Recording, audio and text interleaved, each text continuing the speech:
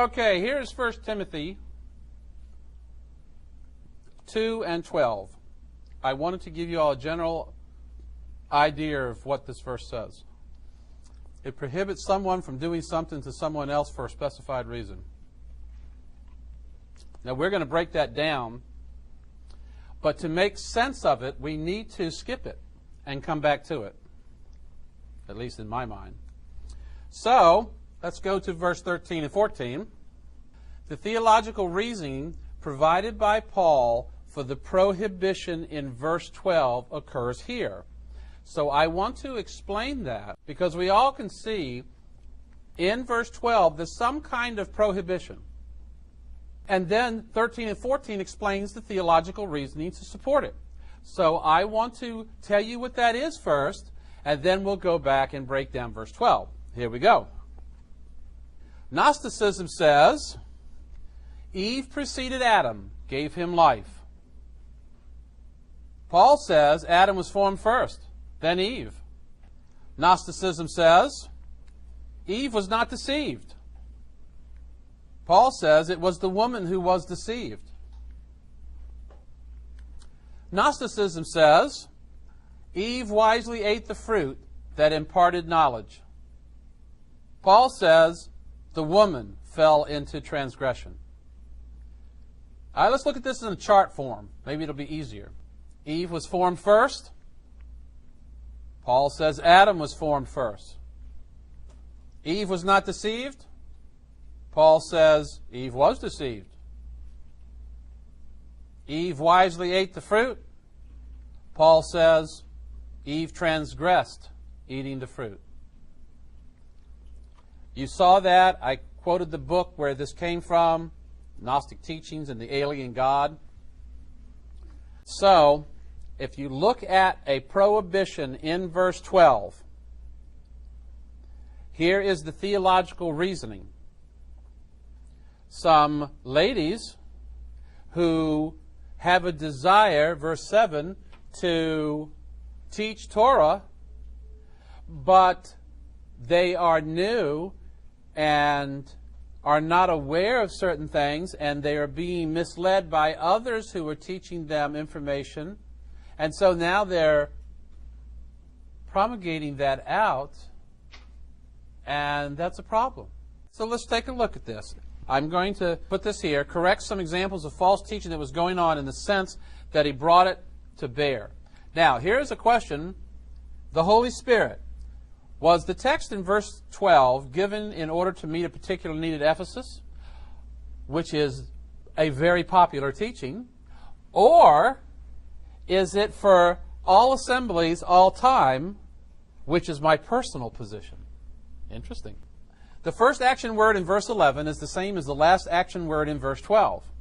That is a Greek structure of note. That's why I've put that there. The meaning, this is a repeat, in the context of this passage's consistent desire for peace without trouble, is not silence, but quietness, peace, the opposite of discord and disruption. The Greek structure is known as an inclusio, where the opening word and the closing are the same word, linking them together. I'm not saying it is, I'm just saying it could be. 11 and 12 could actually be together. Because remember, Paul did not number these verses. We need to remember that. All right, let's look at verse 12 and break it down into its significant parts. I do not permit a woman to teach or to have authority over a man, but to be in silence. What translation might this be? Our favorite. I do not permit. The Greek tense is first person singular, present active indicative, which is better translated, I am not permitting. We're just going to hold that to the side and go to 12b. A woman to teach. Now, that is a problem. Here's why. In other places, and I put the word numerous, Paul has authorized or given permission to women to teach. We've already covered some of those. Women have taught. There is no debate about women being in a teaching position. It has happened. Historical narrative demonstrates that. Okay. But I am not permitting a woman to teach would sound like a conflict. Here's my question. Is this identifying an action or an office? That is Paul saying, I'm not allowing a woman to fill the office of the teacher? That's the question on the table. And here's three ladies I always like to bring back for the discussion. Priscilla, Chloe, and Junia. We've covered all of these ladies.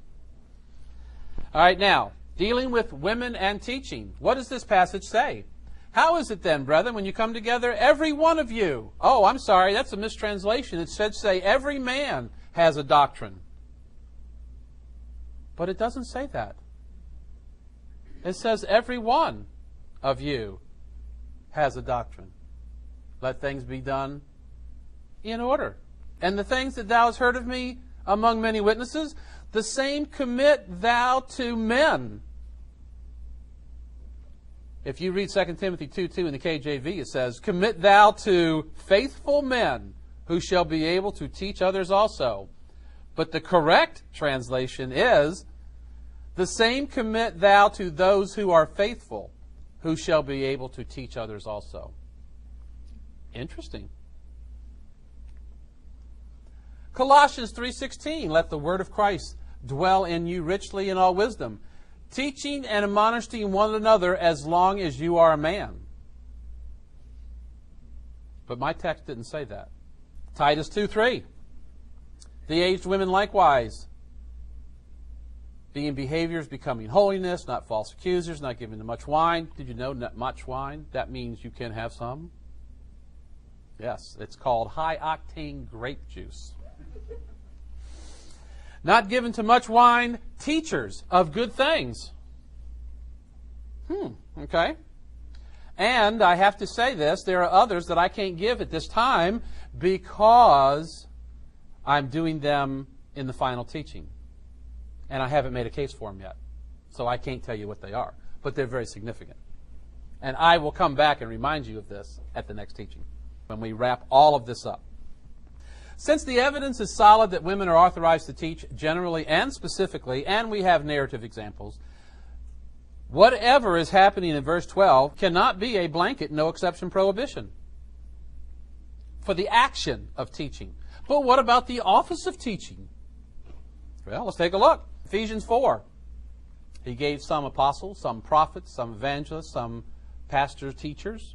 There's a question about the and there. But 1 Corinthians 12:28 says, and God has set some in the church, first apostles, secondarily prophets, thirdly teachers. So here we got teachers as a standalone. And then he says, and by the way, the Greek structure anticipates a negative answer, are all apostles? Nope. Are all prophets? Nope. Are all teachers? Nope. But look what verse 31 says. Covet earnestly the best gifts, unless you're a woman, and then you can't covet squat.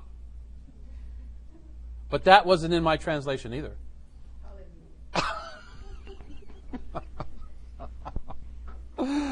Okay, yes, all of these passages, they are not gender specific.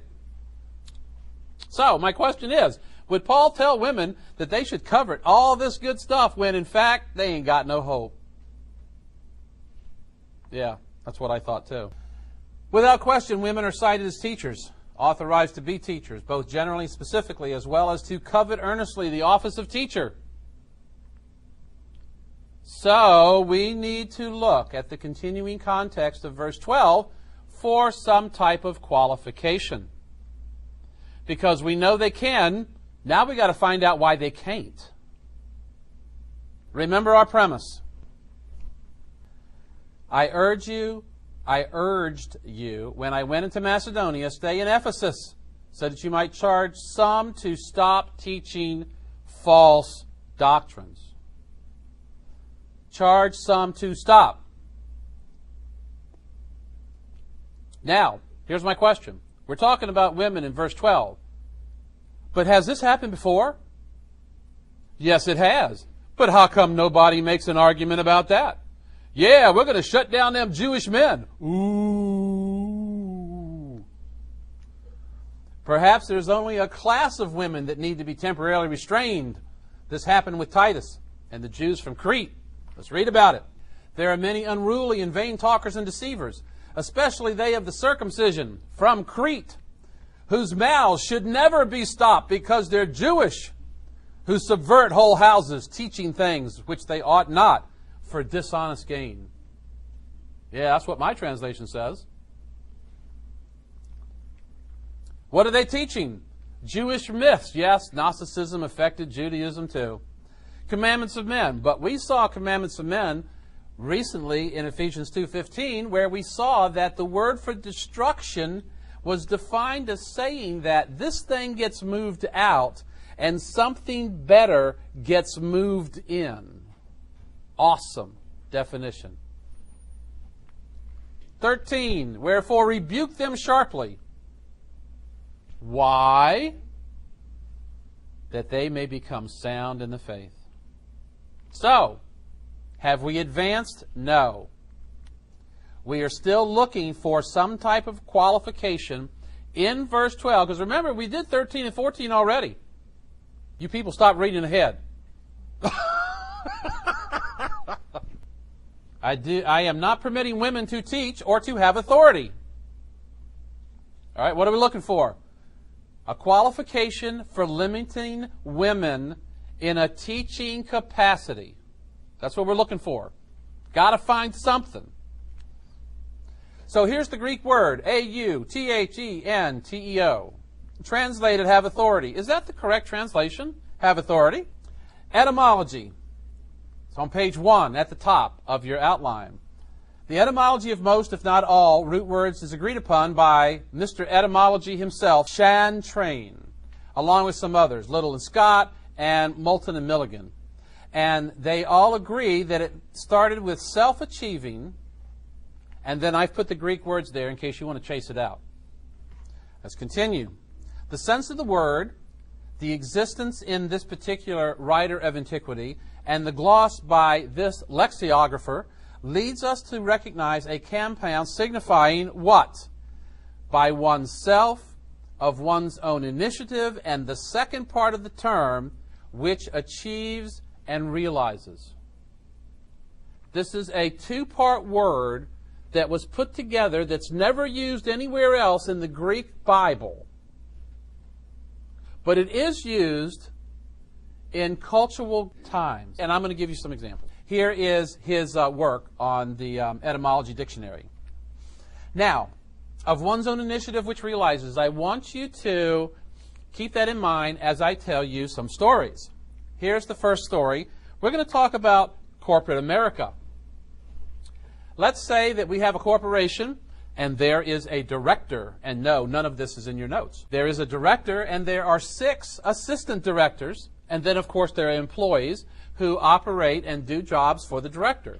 Now, next week, the director is going out of town for a meeting.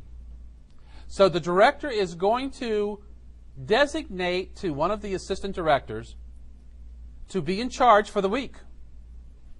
That's reasonable. I've seen it happen before. And then when he comes back, he'll be back in charge. But during the time he's gone, he's going to designate assistant director number 1. You are in charge.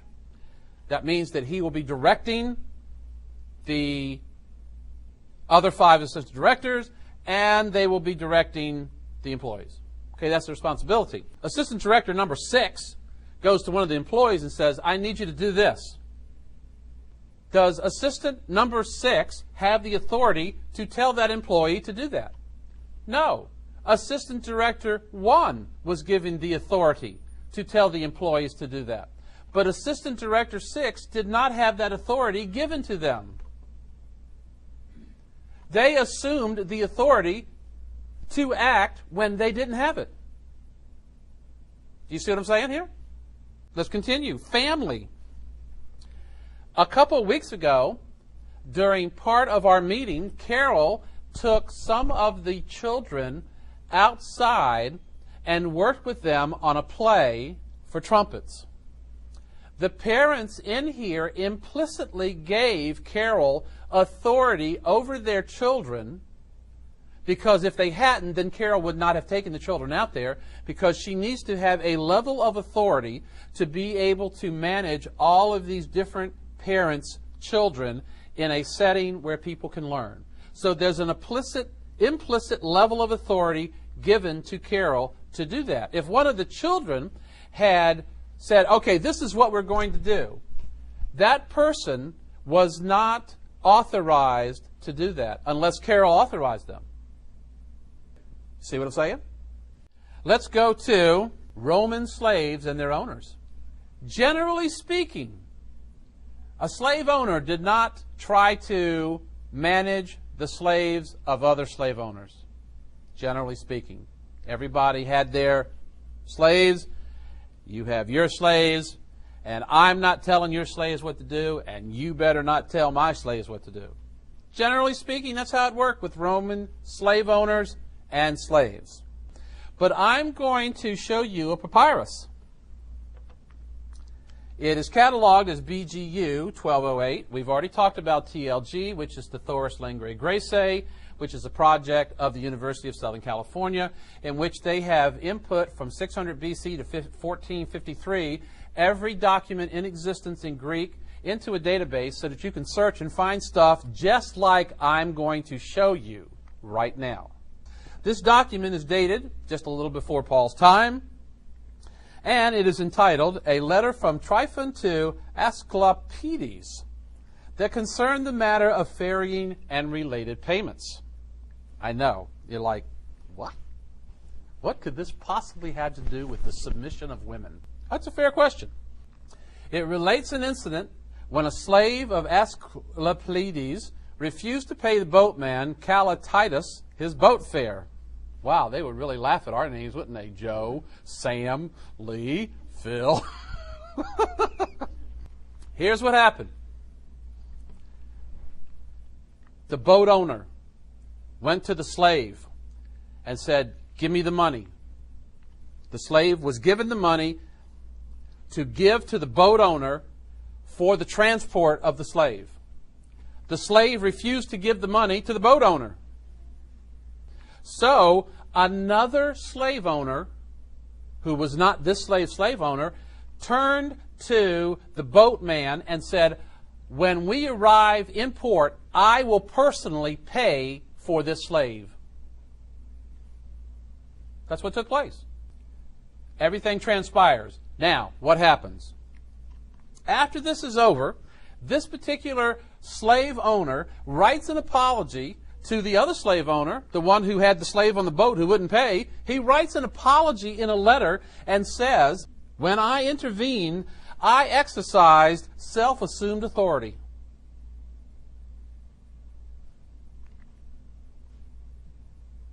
Because he didn't have the authority to account for that slave. But he exercised self-assumed authority. That's what happened on that boat that day. So what is the Greek word that is in that text? There's the Greek word. Now, what is the Greek word in our text of 1 Timothy 2:12?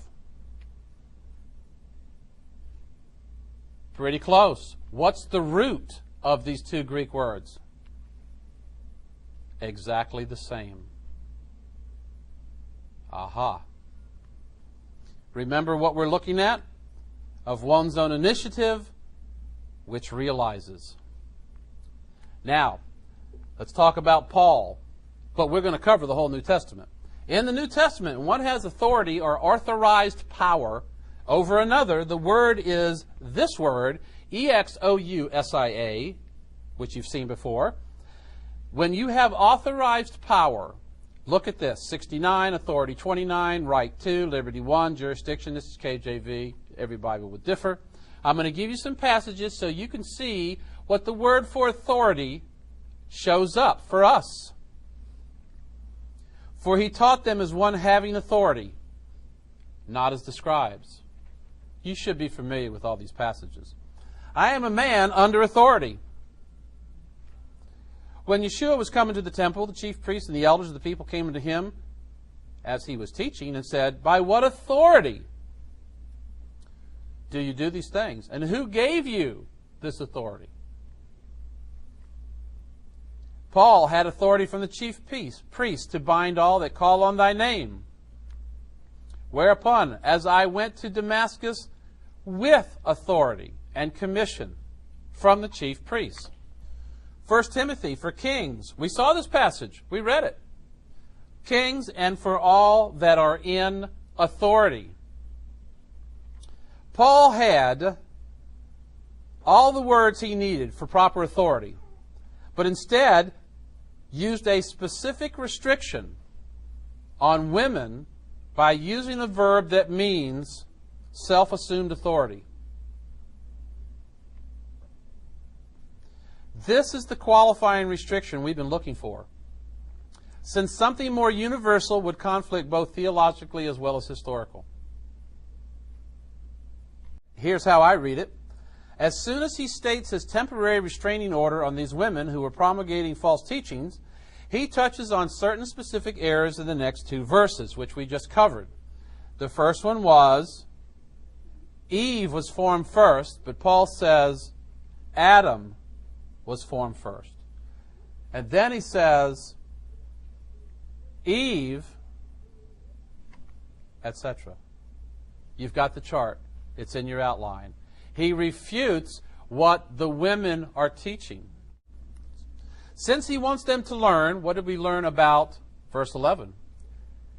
This is not a cultural issue and certainly not a rabbinic issue. This is the issue of God. And he wants ladies to have the opportunity to learn. And then, once they've learned, maybe this temporary restraining order might be lifted.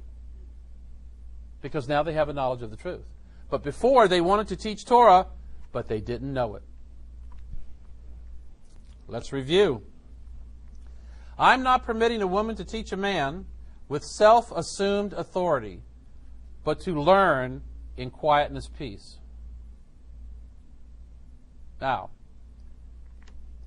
this exclusion still allows a woman to teach if she has recognized authority. Who was in Ephesus? Who was specifically left in Ephesus? Priscilla. Who taught Apollos? Priscilla. She was authorized. If he was talking about authorized authority, he would have used a different verb because he used it multiple times throughout his writings. But here, and only here, he chose a completely different word which talks about self-assumed authority. And that would shut down false women teachers from teaching things such as 13 and 14. Let's go back. Let a woman learn in quietness, peaceably, submitting to all the truths that they are being taught. For now, I'm not permitting a woman to teach a man with self-assumed authority, but to learn in quietness, peaceably. Why? Well, here's some of their errors. However, salvation is still available thanks to Yeshua being born if they continue in the truth. That's verse 15. Okay? Self-assumed authority. One might say that all who teach have been granted authority, but is that really true? I'll tell you an example. Let's look at this assembly right here.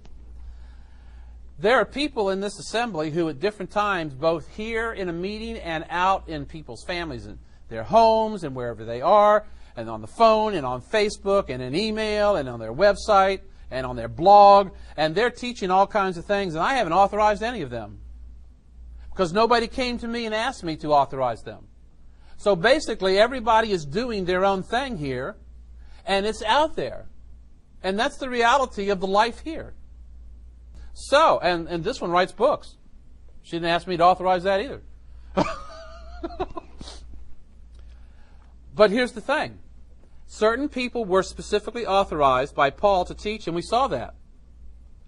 But now he's saying that there are certain people who have not been specifically authorized, probably because they're new. That's my guess from 1:7. They have not been authorized. So what he's going to do is I don't want these people teaching yet. And here's the word I'm going to use. they are authorizing themselves. Their teaching era, it's causing people's faith to become shipwrecked, and I want it to stop for now until they can learn in quietness, peaceably. Okay? And we saw this with Crete. While I think this is for Timothy and Ephesus at that time, and I'll tell you why in a moment, I could see this being effective should the need arise in any assembly at any time. If you have people who are new, who are out teaching things that are, let's say you're teaching divine invitation. Well, that's a problem, because we don't support divine invitation here.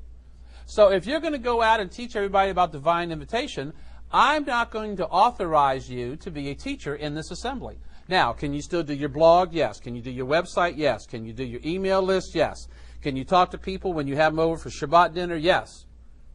There's nothing I can do about that. But in this assembly, if you start teaching divine invitation, I'm going to shut you down, because that's just the way it is. Do I think that this was for Ephesus? I think this was for Ephesus because there's nothing in the letter that says that this is for the people. Unlike Philemon, in which it says that I am writing this letter to you and the assembly. That is not in this letter. Nevertheless, I think that the teaching here could be used for assemblies today. So, here's my question. Where do we go from here? We need to see about offices that women can hold. You just saw Ephesians 4 and 1 Corinthians something, I don't remember what it is right now, in which it talked about these offices, and they were not gender specific. Is it 12? 1 Corinthians 12. Okay, so we need to look at the text in Titus and Timothy that talk about office holding, and that is the last message that deals with women authority and teaching. And then we'll wrap all this up. And that will be at the next gathering, and we will review every single thing that we have covered on this from the beginning. My assessment here is that Paul was instructing Timothy to stop the teaching of those who had assumed authority that had not been authorized because they were teaching incorrectly. Let's let them learn first, and then we'll pull the restraint order later. That's what I get out of this text. And what happens with that particular analysis is that it agrees with the Greek word within the culture of the time in its only occurrence in the New Testament, and does not violate contradiction, Torah, or any other theological argument or narrative story that Paul has taught throughout all his letters. There's no conflict. So if you meet all of those goals, this is worth evaluating. That's my position. And that is the end.